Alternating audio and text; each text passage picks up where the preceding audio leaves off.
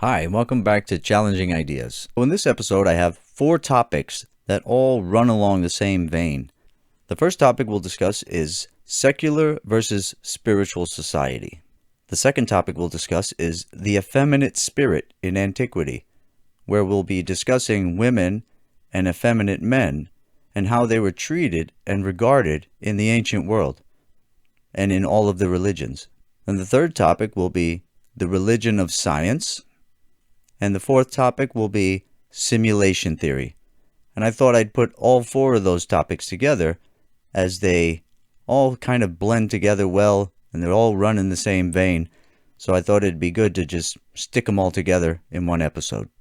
In discussing these ideas, my goal and my aim is not to throw my notions onto you or have you think the same way I do. I don't want your brain to be wired exactly the way mine is. I love that we have a wide variation in the way our minds are wired. It's just like our fingertips are all unique. I think our minds are all wired uniquely, and we should try to keep it that way the best we can. I personally believe that people who have ideas of utopia, or they're called utopians, are the most dangerous people in the world, because in order to have utopia, you would have to destroy a lot of freedom of thought and freedom of expression. You would basically have to neuter the human to make everybody think the same way that the leader of the utopians think. It would be a cult where everyone is neutered to be inducted into the cult. It would be a very oppressive and tyrannical form of society. And I will challenge you on that idea. I would love to debate somebody on that. Okay, the first topic is secular versus spiritual society, or atheist versus religious society. Now, for me personally, I'm in a weird place where I'm not atheist and I'm also not religious. So you can call me agnostic, or I'll just admit I don't know what's going on in the deep reality of things, but I keep my mind open to new information and new experiences. So I can't be on the atheist team because atheists, I feel, are closed to the existence of intelligent design and a creator. And I also can't join one of the religions that exist because I have my own notions about the creator. And I don't believe that any temple, mosque, church, or any other building that we worship in can contain God. And I'm not talking about the building, I'm talking about the concepts. I believe that one religion cannot contain God. So that's why I haven't joined one. And I probably never will. Now, as I study history and I look at the modern world that we live in today, and I analyze it, for me personally, I would rather live among the religious.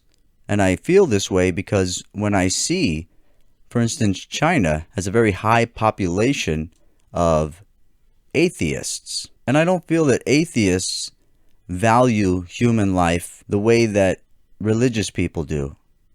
They see a value in human life that atheists don't see and don't feel.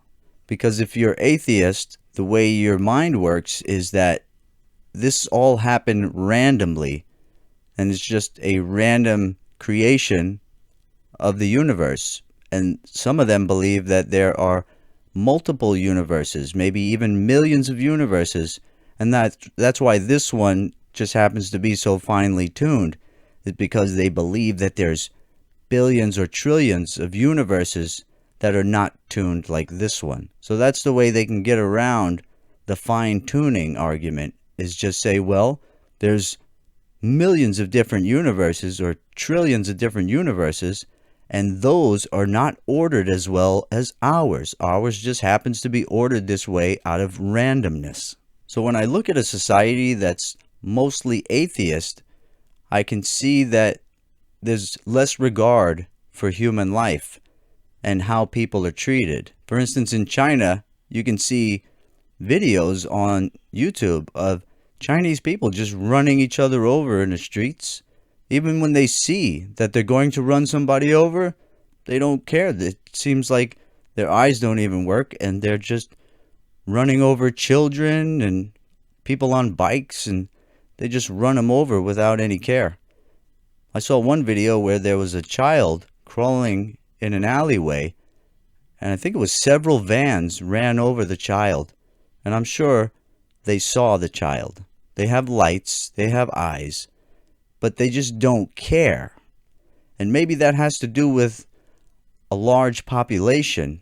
The more people you get in the society, the less that people care for each other, I think.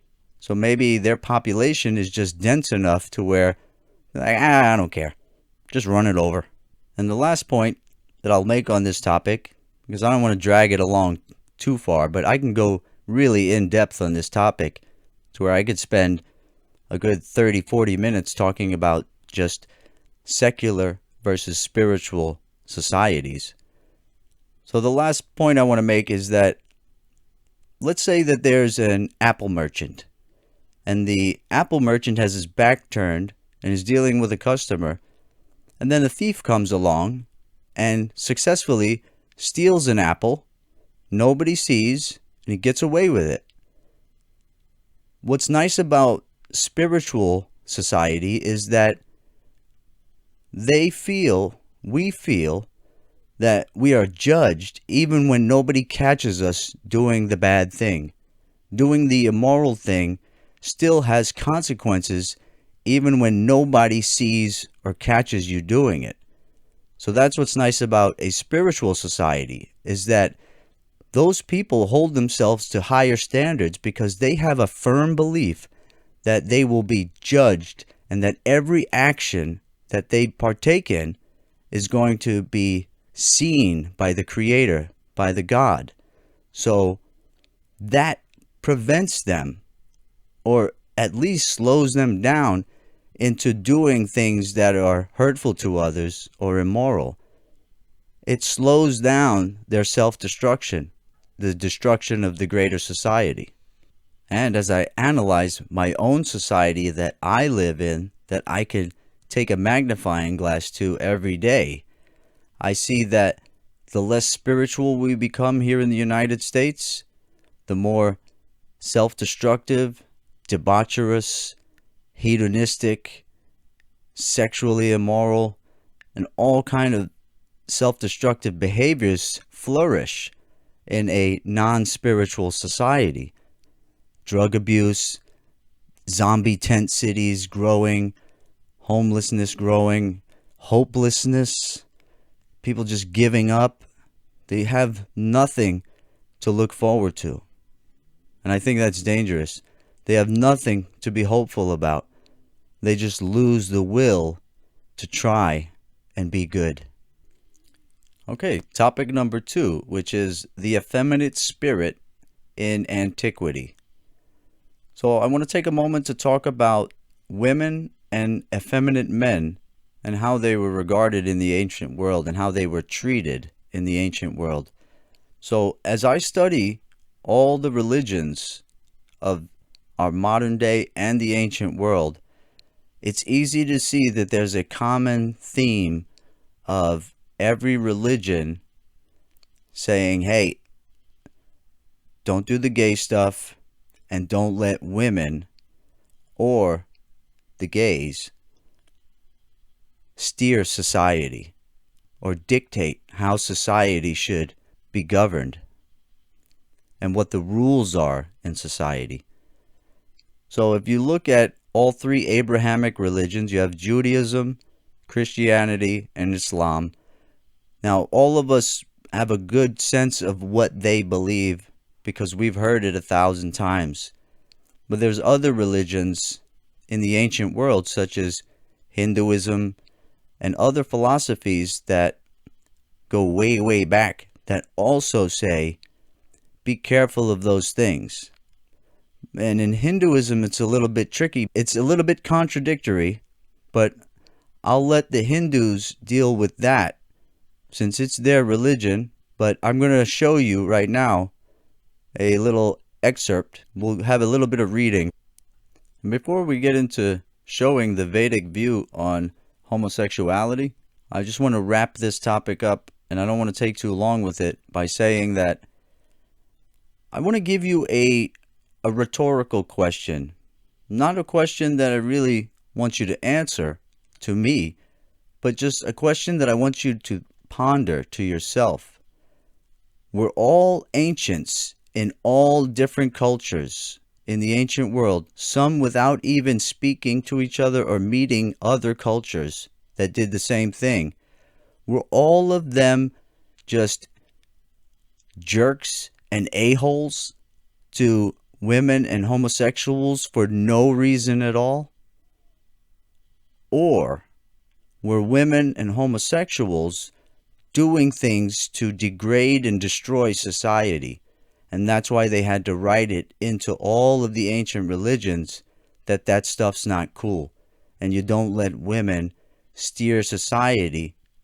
Things like that. Women were kept out of almost everything when it comes to dictating how society should run and leadership positions in the ancient world.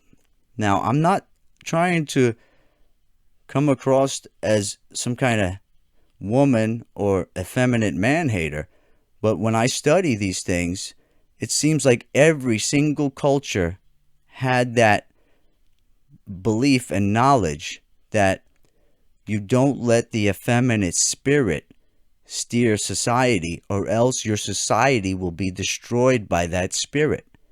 It's not my views.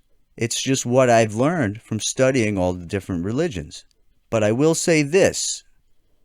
In modern times here in the USA, the more that women and effeminate men do steer society, and the more power they gain, the more we seem to slide downward into self-destruction. And that's all I'll say on the matter. Now let's check out the Vedic view on homosexuality. Question: can this attraction said to be natural? Answer: it depends what you call natural. The dictionary meaning of the natural is, existing in or caused by nature, not made or caused by humankind. According to this definition, it is natural. However, it may not be considered as normative or accepted in a particular society. This seems to be the case with Vedic society because in Dharmasastras such as in Manusmriti there is an injunction to perform atonement if one engages in sex with same gender. For example, Manusmriti 11.174 says that if a man has sex with another man, then he should take shower with clothes on.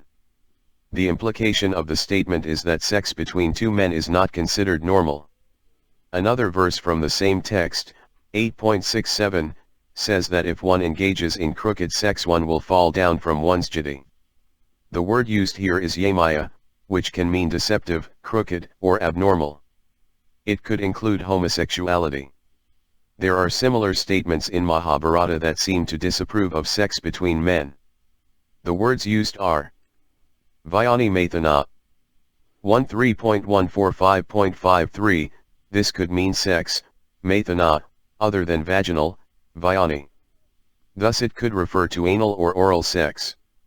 Shiva tells Parvati that one who performs such an act will be born impotent.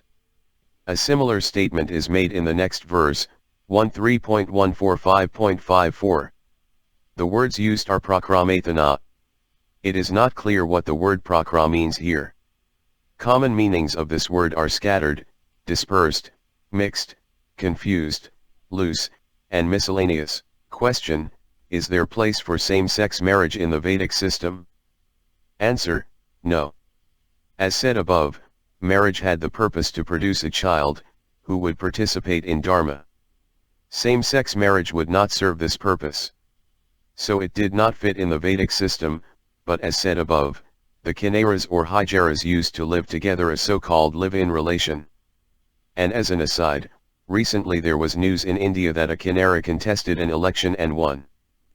Now you can go in your own time and study the entire question and answer session with the Guru.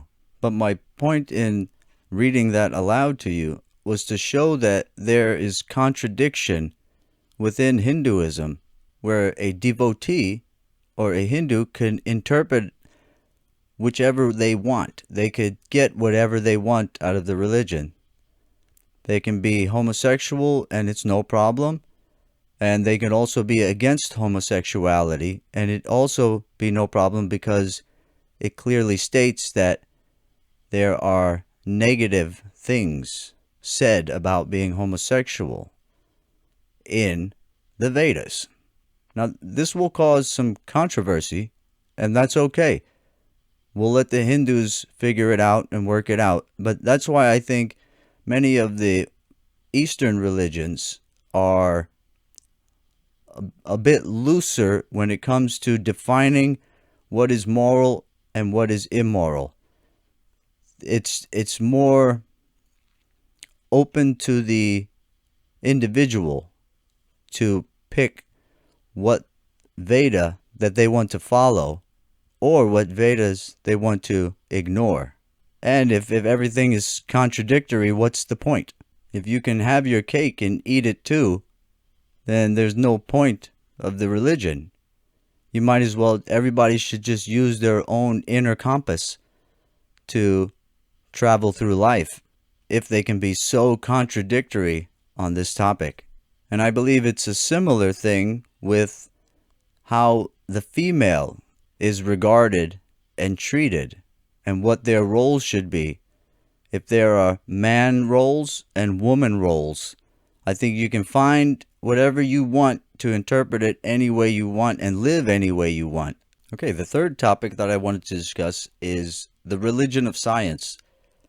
Now, it seems that we have a large number of people all over the world that will just blindly believe everything that scientists say and claim, and they don't question it. If science says it, they believe it. And I made a video, what was it, a couple of weeks ago about, so I showed so many scientific articles and media articles about the coming ice age and how they were the scientific community and the media, and I'm talking about almost all of the media, were scaring everyone into believing that global cooling was happening and that we were headed into an ice age. And it scared the crap out of a lot of people in the 1960s and 1970s. So that's one instance. And now we're in a situation where science and media is telling us that we're going to burn the world and that we're headed into a burning phase where everything will die. The earth is going to, people believe that the earth is going to heat up enough to where everything we know and love will die. So science itself is a religion of sorts, to where you have to have faith that these people are telling you the truth and that their findings are accurate. And what happens in science is that one decent mind could propose a notion and give some data or some equation that they've worked out that will show others and have other scientists jump on that and have it promoted all through the scientific community, even though it could be something that is wrong and false. So if you want on your own, you can study how many times has science been wrong. And maybe that will help some people. And if you know somebody who is indoctrinated into science this way and they don't take science with a grain of salt, if they don't question science or be a little skeptical about it, you might want to show them the evidence of how many times science has been wrong. But we've seen recently where, with the bug, where this bug and everything the scientists were saying, not all scientists, there was a lot of scientists and medical professionals that were trying to get the truth out, but they were being censored and suppressed and canceled, and their whole careers were being destroyed by the side of the aisle that wanted to run with the scientists who say how bad things were and how we should lock everything down, and how there were so many people destroyed and so much friction in society made by false claims of science. And we just lived through that, and none of them have apologized. None of the people who were so wrong have apologized, because they still think that they should steer society. So sometimes we have people who need to be enlightened and shown evidence of how wrong science can be and how destructive believing science could be. And they did a similar thing in Germany, where science was just out of control, and the whole medical professional industry, they were killing people and destroying children, destroying adults, and it was all planned. And we can see that in hindsight now easily. But while we're going through it, it's difficult to talk sense and reason into people. So the next time something happens, we have to be more skeptical and questioning of what we're told by authority. So that's why I wanted to add the topic of the religion of science, because people who are very scientifically minded, they'll scoff and make fun of people who have faith in the Creator and in God and in their religion. They'll make fun of those people, but they'll turn around and do something that is even worse by believing in themselves when they are dead wrong. They play God, and a lot of the times they're just dead wrong. And them playing God that way and trying to steer society in the direction they want because of their findings, and their findings could be maliciously fabricated. So that's why it's a very dangerous game to be indoctrinated into science fully, where you never question anything they say. All right, so the last topic I have on my list is simulation theory. And the reason why I wanted to stick this in here is because what I see simulation theory is, it's just another new religion that replaces God, the Creator, with a computer geek, or a group of computer geeks that are a level above us, that we can never communicate with directly or be on equal standings with. They are the God of the simulation theorists. So all the simulation theorists have done is they watched The Matrix and other movies from science fiction. Now they have this idea in their head that we're in some kind of simulation or video game, whatever way they look at it, and that becomes the Creator. That is God. And so I think it's a silly notion, and I also think it's grabbing at straws with zero evidence. There is really, if you think about it logically, there's zero evidence to simulation theory, and they have to reach so far to make it even a plausible notion. They're grabbing at straws. And I think this is the atheists and agnostics maybe, but mostly atheists, that are trying to give some solution to how we came to be and how all the things in the universe are ordered so beautifully in our universe and on our planet. Now, the most dangerous thing about simulation theory is that the value for human life is reduced. The soul is removed, and the biological creature that we are is just reduced to bytes in a computer program. So their value for human life is going to decrease. So stealing from people, being sexually immoral, murdering people, what does that even matter when all they are bytes in a computer program, and you might not even be judged at the end? I'm not sure exactly. Maybe some of you who believe in simulation theory can enlighten us in the comments and let us know. Is there an afterlife? Is there a judgment to your life deeds when you die in the simulation?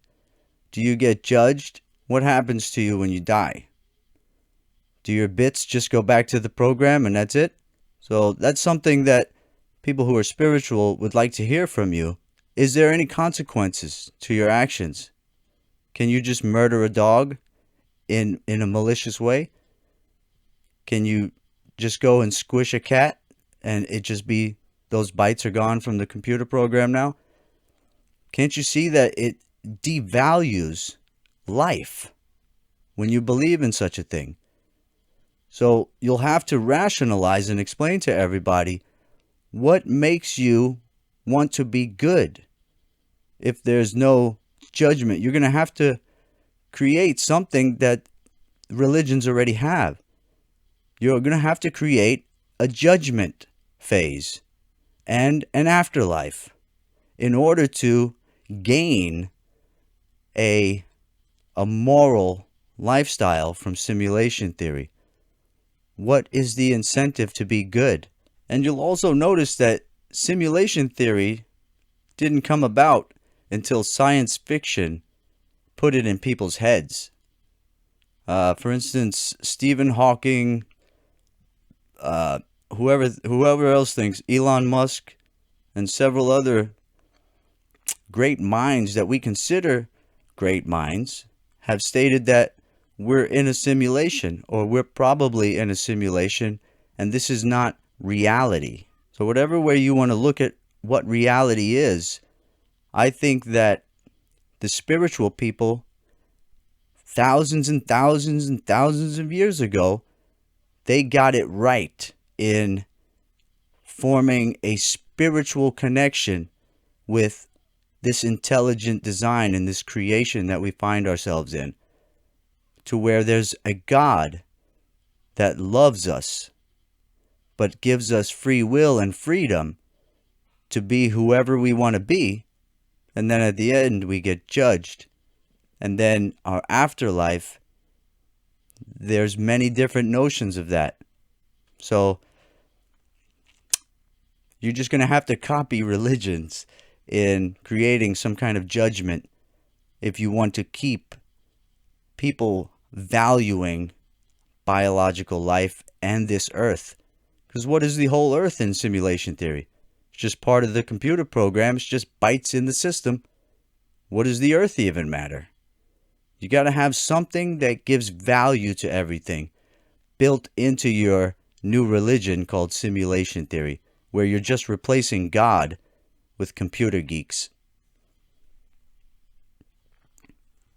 So I just wanted to give some food for thought, some questions for you to ponder, and maybe even some dialogue you can have with your friends and family.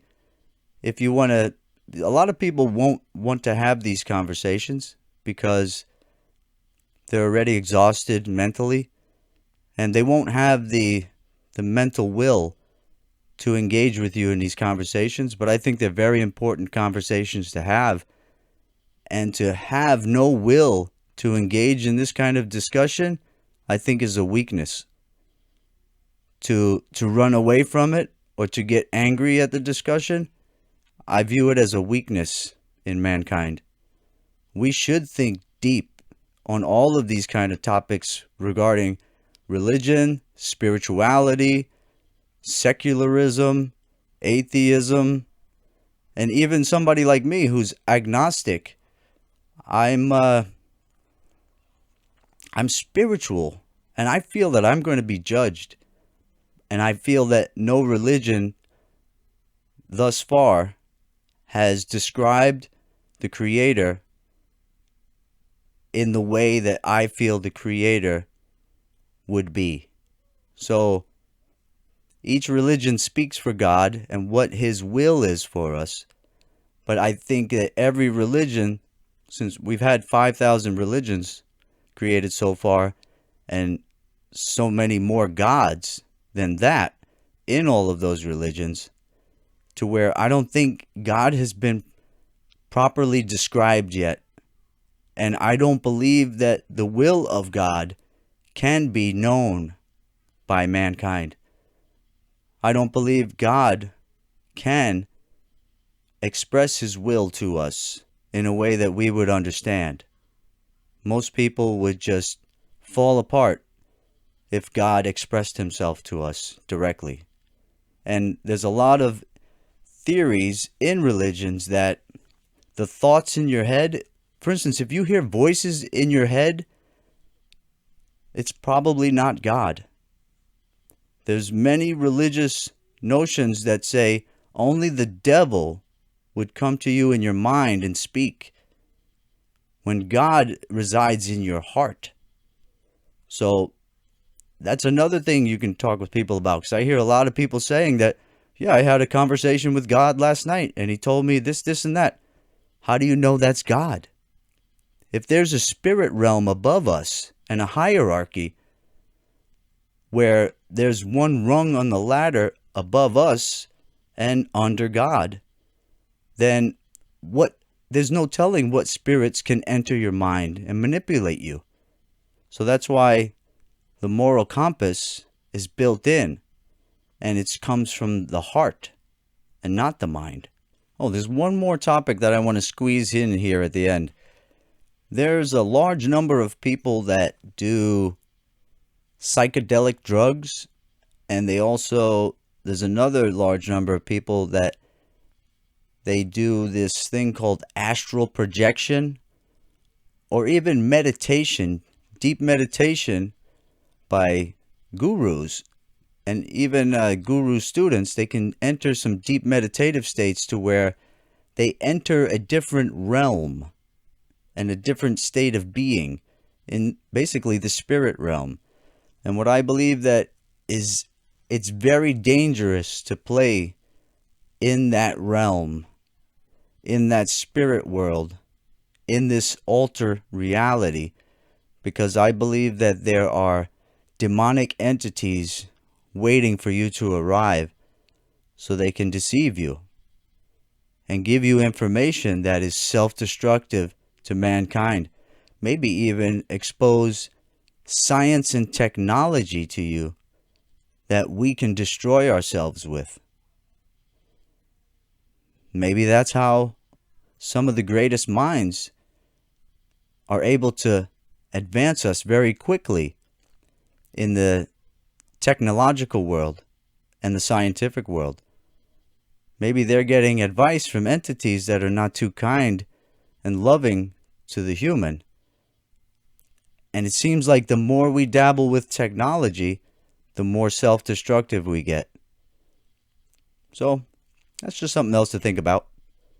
Be very careful if you're going to take the advice of people who say to do psychedelics, meditation, or astral projection. If you don't have a proper guide in that realm, it might be the realm you go to when we die. An in-between point. But if you don't have a proper guide through that, it could be very, very dangerous. And there's been many people who make videos about how demonic and twisted it is, and it can get in that realm. I myself have never been able to access that realm, nor do I even have a desire to. Because I think if I go there, I'll put my soul in jeopardy.